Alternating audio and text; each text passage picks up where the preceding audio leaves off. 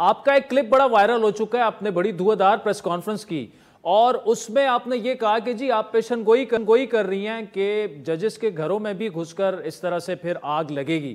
اب اس کو بالکل ایسے انٹرپریٹ کیا جا رہا ہے کہ یہ آپ باقاعدہ سے دھمکی دے رہی ہیں سپریم کورٹ کے جج صاحبان کو۔ پھر آپ نے یہ بھی کہا اگر ریلیف دے دیا گیا تو پھر یہ ہو جائے گا وہ ہو جائے گا، وہ ریلیف بھی مل گیا، ریلیف پہ بھی آپ کا تبصرہ لیں گے، لیکن یہ کیسے آپ پیشن گوئی کر سکتی ہیں کہ ان کے گھر میں آگ لگے گی؟ بسم اللہ الرحمن الرحیم۔ اچھا وہ عادل آپ نے یہ سوال مجھ سے کر لیا۔ میں نے پریس کانفرنس کی اور میں نے پریس کانفرنس میں دو باتیں کی۔ میں نے یہ بات کی کہ جس طرح کور کمانڈر کے گھر کے اندر گھس کر ان کی فیملی کے ہوتے ہوئے ان کے گھر کو جلا دیا گیا، جو جلا ہاؤس بھی تھا، اس طرح اگر میرے یا چیف جسٹس یا جج حضرات کے گھروں میں گھس کر ان کی فیملی کے ہوتے ہوئے گھروں کو آگ لگائی جائے گی تو کیا اسی طرح کا ریلیف سپریم کورٹ سے اس شخص کو ملے گا؟ ایک بات میں نے یہ کی۔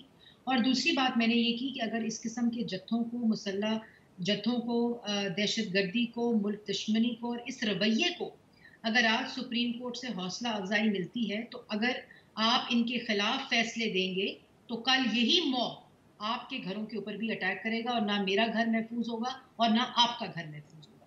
یہ دو باتیں میں نے پریس کانفرنس میں کی، جو پریس کانفرنس کے اندر موجود ہیں اور لائیو موجود ہیں۔ اور میں نے یہ بات بالکل I stand with my statement also Adil کہ اگر آپ اس قسم کی موب مینٹیلٹی کو، اس قسم کے مائنڈ سیٹ کو آج حوصلہ افزائی دیں گے کہ اس کو انڈورس کریں گے تو پھر آپ مجھے یہ بتائیں کہ یہی موب مینٹیلٹی وہ ہے جو پھر کہتی ہے اوئے زیبا جج میں تمہیں چھوڑوں گا نہیں۔ پھر یہ جب سپریم کورٹ کے وارنٹ یا کورٹس کے وارنٹ لے کے زمان پاک پولیس پہنچتی ہے تو پھر پیٹرول بم سے ان کا استقبال ہوتا ہے، پھر نہ کوئی ہڈی بچتی ہے پولیس کی، نہ وین بچتی ہے، نہ سر بچتا ہے۔ جس وقت جوڈیشل کمپلیکس میں اس کو بلایا جاتا ہے تو نہ کوئی کھڑکی بچتی ہے، نہ کیمرہ بچتا ہے، نہ دروازہ بچتا ہے۔ پھر جب اس کو گرفتار کیا جاتا ہے تو نوکری نہیں بچتی۔